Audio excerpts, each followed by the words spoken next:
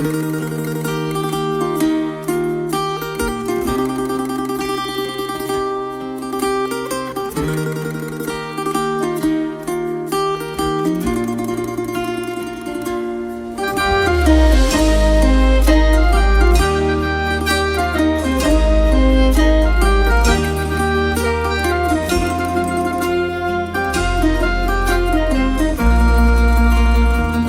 ้อนว่าความทุกข์ยากจังได้จากแผ่นดินบ้านนาเหลียวเบิดเบิ่งทั้งฟ้า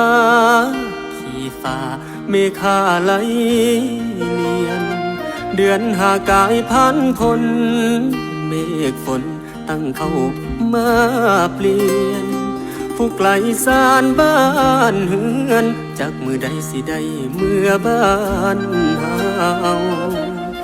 คนตั้งเข้าใจมีใจวอนคมตานอนอยู่กลางเมืองใหญ่กายล่าลอยก็เลยมอยลับไป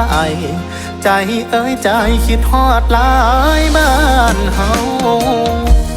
ไล่ลืมเขาหลงสาวละเมื่อฝัน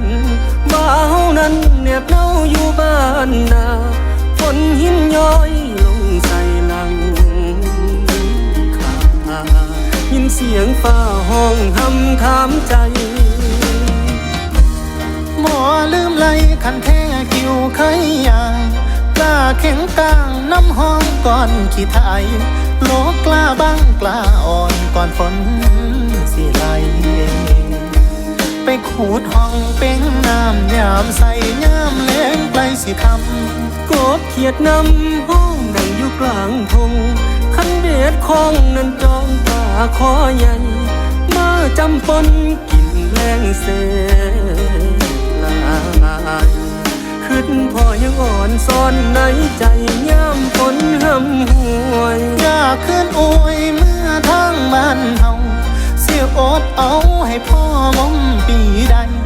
ฮอดฝนหน้าคันฟ้าเพิ่นเห็นใจก็จังสิได้ขึ้นเมื่อบ้านเฮาไปแนบเฮาบนจากมา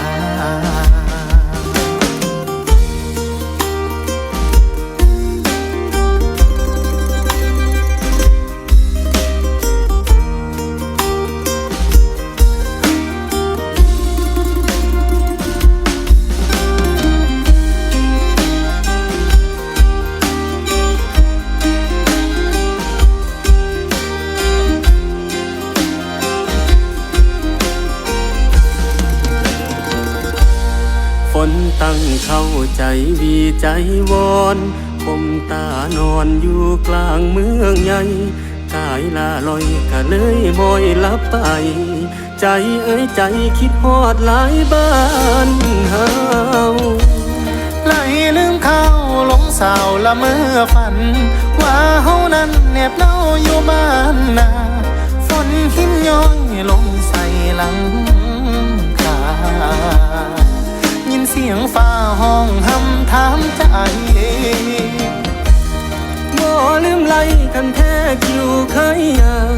ป้าเข็งกลางน้ำห้องก่อนขี้ไทยลบกล้าบังกล้าอ่อนก่อนฝนสิไหลไปขูดห้องเป็นน้ำยามใส่ยามแล้งไกลสิทำกบเขียดนำห้องดังอยู่กลางพงคันเบ็ดคงนั้นจ้องป่าคอใหญ่มาจำปนกินแย่งแสบลายคือพ่อยังอ่อนซ่อนในใจยามฝนหำหวยอยากขึ้นอวยเมื่อทางบ้านเฮาเสียอดเอาให้พ่อมอมปีใดฮอดฝนหน้าคันฟ้าเพิ่นเห็นใจก็จังสิได้คืนเมื่อบ้านเฮา